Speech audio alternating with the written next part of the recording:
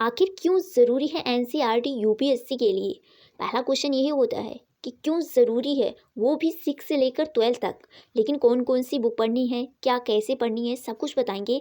लेकिन इसके बावजूद हम ये देखते हैं कि 2024 के जो टॉपर्स हैं, वो सभी लोगों ने बताया कि एनसीईआरटी बहुत ज़्यादा ज़रूरी है। एनसीईआरटी जब तक आप नहीं पढ़ेंगे, तब तक उसके बेसिक को नहीं पढ़ेंगे, तब तक उसके आगे नहीं समझ पाएंगे उसके स्टैंडर्ड बुक में। यानी कि जो उसमें शब्द, जो कीवर्ड लिखे होते हैं, उसे ना समझ के बराबर होता है। अगर कोई बच्चा घर से तैयारी करता है या फिर कोचिंग में जाके आप तैयारी करते हो, तो वहाँ पर सर जो होते हैं, जो पढ़ाते हैं कोचिंग पे, वहाँ एक एक शब्द को लेकर नहीं चलते होंगे। तो जानते हैं हम कि एनसीईआरटी क्यों ज़रूरी है भाई। तो देख लेते हैं पहले हम कि अगर आप यूपीएससी की तैयारी घर से शुरू कर रहे हैं और समझ नहीं आ रहा है ना कि एनसीईआरटी की किताबें कैसे पढ़ें, क्या नोट्स बनाएं, क्या छोड़ें और इसमें आंसर राइटिंग कैसे लिखें, तो ये वीडियो भाई सभी लोगों के लिए है जो एनसीईआरटी पढ़ते समय इतनी सारी क्वेश्चन आपके दिमाग में आती हैं।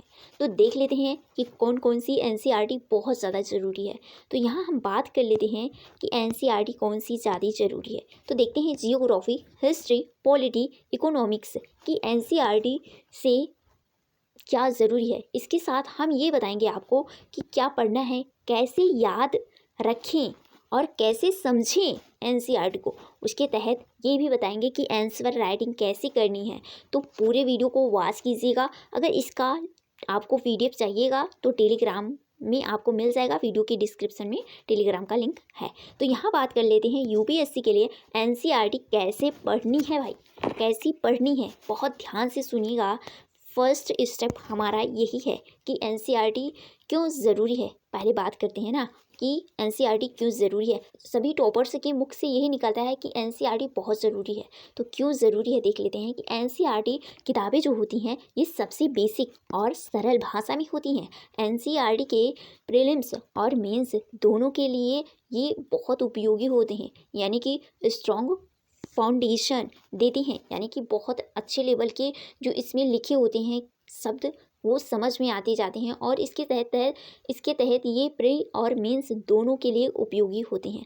देन उसकी बात कहते हैं कि इसकी जो भाषा होती है एनसीईआरटी में लिखे होते हैं, ये बहुत अच्छे से समझ में आएंगी। यानी कि कॉन्सेप्ट जो इसमें होते हैं, ये बहुत क्लियर होते हैं। और कई बार हम देखते हैं कि यूपीएससी जो है, ये सीधे एनसीईआरटी से सवाल पूछ लेती है, ठीक है। और उसके बाद हम देखते हैं कि जब आप स्टैंडर्ड बुक पढ़ेंगे, तब एनसीईआरटी की समझ आपके काम आ जाएगी। जब एनसीईआरटी से, अब तो भाई इतने सारे 3 पॉइंट मैंने बता दिए क्यों ज़रूरी है एनसीईआरटी। उसके तहत आप देख सकते हैं क्वेश्चन भी इसमें से पूछता है। उसके तहत आप ये भी देख सकते हैं कि जब आप स्टैंडर्ड बुक पढ़ेंगे तो आपकी समझ में आ जाएगा, ठीक है, कि क्या शब्द मैंने पढ़ा था, क्या इसमें पढ़ना ज़रूरी है। देन उसके बाद हमारा दूसरा स्टेप है कि कौन कौन सी एनसीईआरटी पढ़नी है भाई एनसीईआरटी पढ़नी है, बट कौन सी पढ़नी है ये नहीं पता होता है ना। तो ये देख लें, बहुत सारे बच्चों का कमेंट होता है कि मैं दीदी मुझे सारी एनसीईआरटी ज़रूरी हैं, क्या कौन सी कितनी बुक मिलती हैं।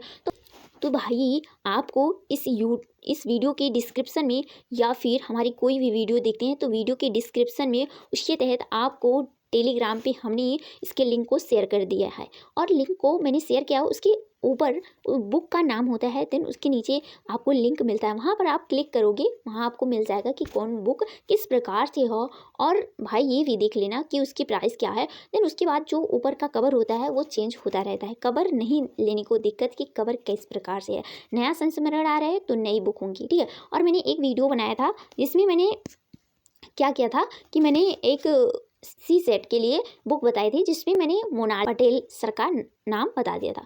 तो भाई उसको लें, फिर या फिर आप एक मधुकर कोटवी सर का आता है जो कि बहुत बच्चे परचेज किए हैं, और उसे आप ले सकते हैं 2026 के लिए। बहुत इंपॉर्टेंट है भाई, उसको तो काफ़ी बच्चों ने लिया है और आप भी ले सकते हैं। तो वीडियो के डिस्क्रिप्शन में आपको सारी बुक का लिंक मिल जाएगा, वहाँ से आप परचेज कर सकते हैं। देन देरी ना करते हुए हम दूसरे पॉइंट की बात कर लेते हैं कि एनसीईआरटी जो आपकी है ये पढ़नी कैसे, कौन कौन सी एनसीईआरटी आपको पढ़नी है। तो यहाँ देख लेते हैं, दूसरा पॉइंट हमारा यही था। तो यहाँ बात करते हैं जियोग्राफी के लिए। भाई एकदम इम्पोर्टेंट बुक बता रही हूँ, कोई बच्चा अगर पहली बार भी इस वीडियो को देख रहा है ना, तो इस बुक को 6 से लेकर 12 तक जरूर ले लेना। क्योंकि बहुत ज़्यादा ज़रूरी है। देन उसके बाद आपको क्या करना है ना कि हिस्ट्री के लिए भी 6 से लेकर 12 तक ये दोनों जो सब्जेक्ट के बुक है ना, इसको पूरा ले लेना। देन उसके बाद जो इकोनॉमिक्स है ना, इसके लिए आप क्या करें, अगर आपको 9th और 10th का नहीं लेना है तो कोई बात नहीं, ना लें, लेकिन 11th और 12th की बुक ज़रूर ले लें। यहाँ पर ये ज़्यादा इंपॉर्टेंट हो जाता है अगर आपको थोड़ा बहुत समझ है इकोनॉमिक्स की।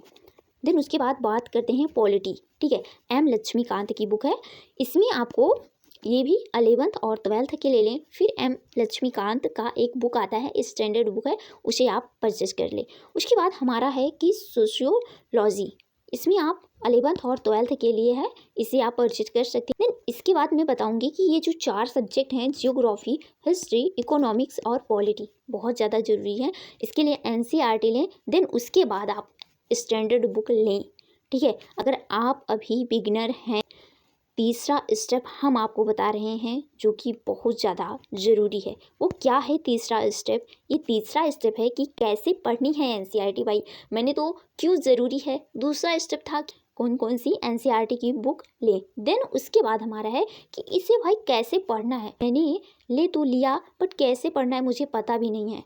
तो बात करते हैं कि ट्रिक बता दिया कि मोदी वाली स्टडी ट्रिक लगाते हैं हम। ये क्या है भाई, इसे भी देख लेते हैं कि ये कौन सी ट्रिक है। तो यम मतलब होता है कि मल्टीपल रीडिंग, मतलब कि 3 बार आप रीडिंग कर सकते हैं।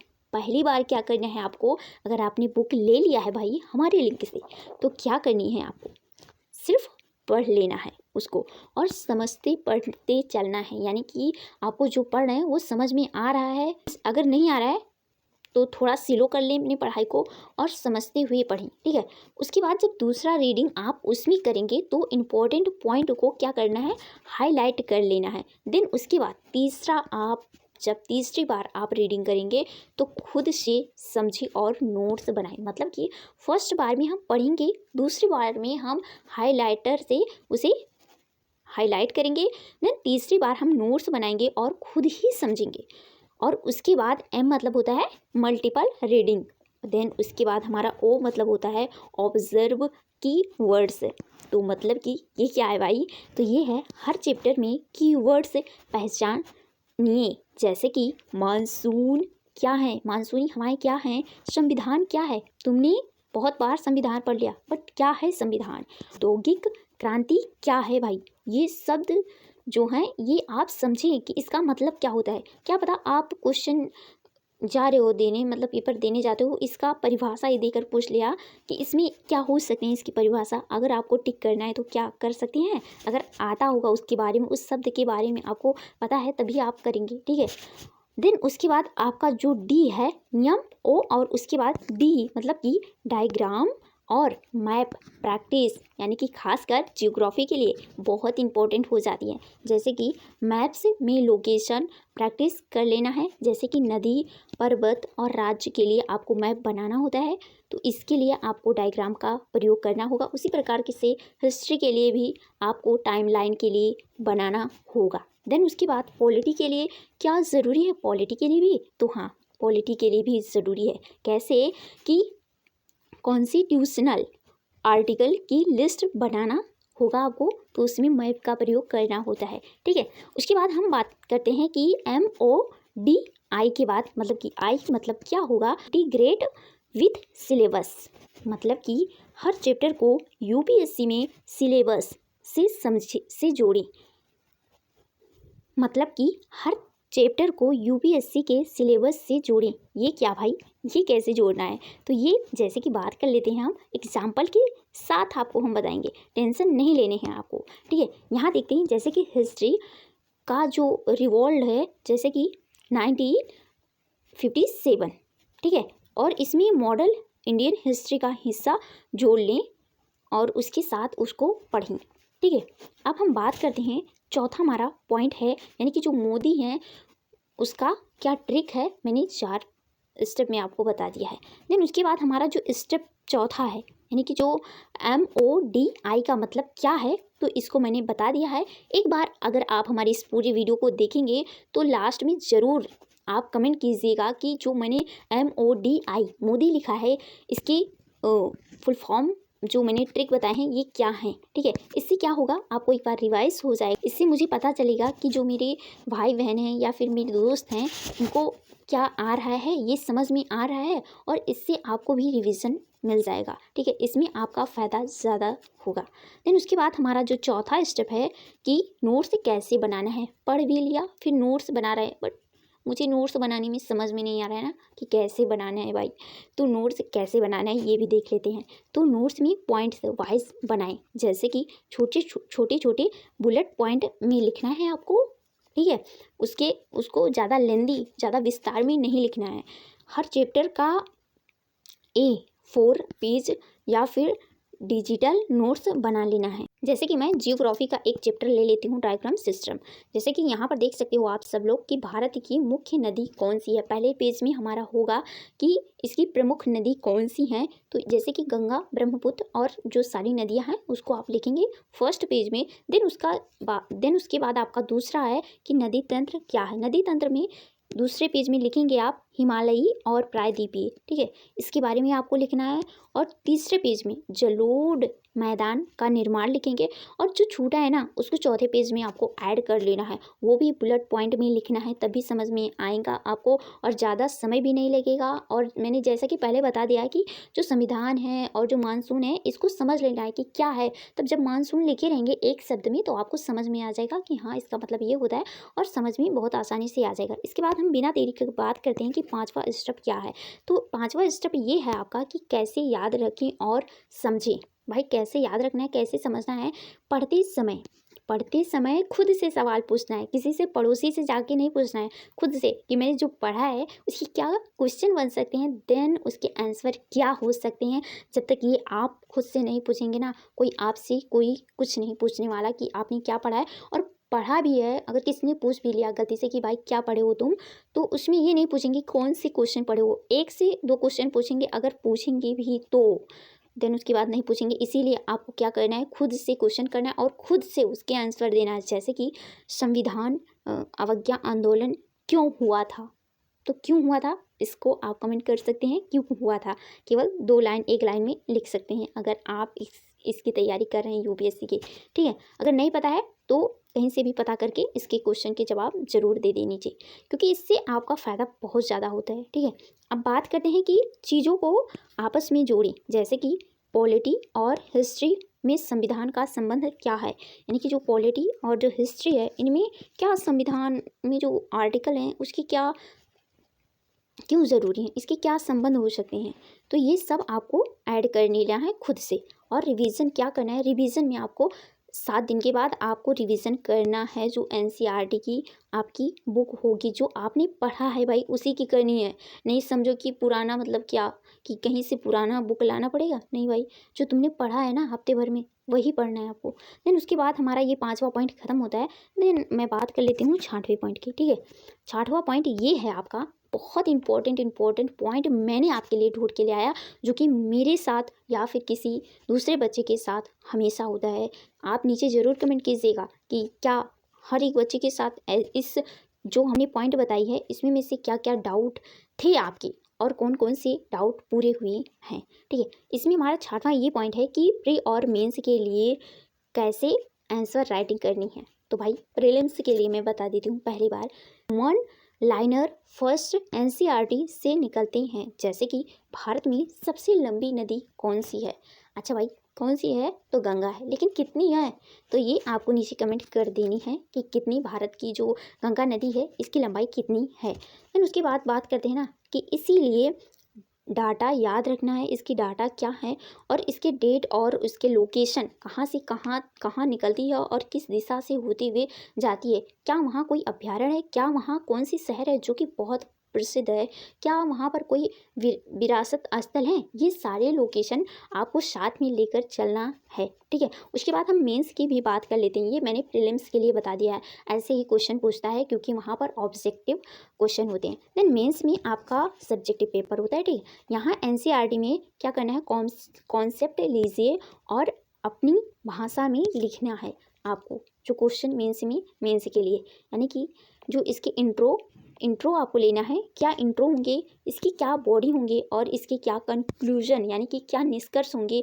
कंक्लूजन फॉर्मेट में आपको सीखना है। यानी कि पहले तो आपको इंट्रो लिख लेना है, फिर बीच का भाग लिखना है, क्या उसके जो बॉडी है उसमें क्या लिखना है, और देन उसके बाद क्या निष्कर्ष हो सकते हैं ये आपको लिखना है। एग्जाम्पल लेते हैं कि 1857 का विद्रोह क्यों असफल हुआ था, तो क्यों हुआ था भाई, तो यहाँ इसके क्या कारण थे।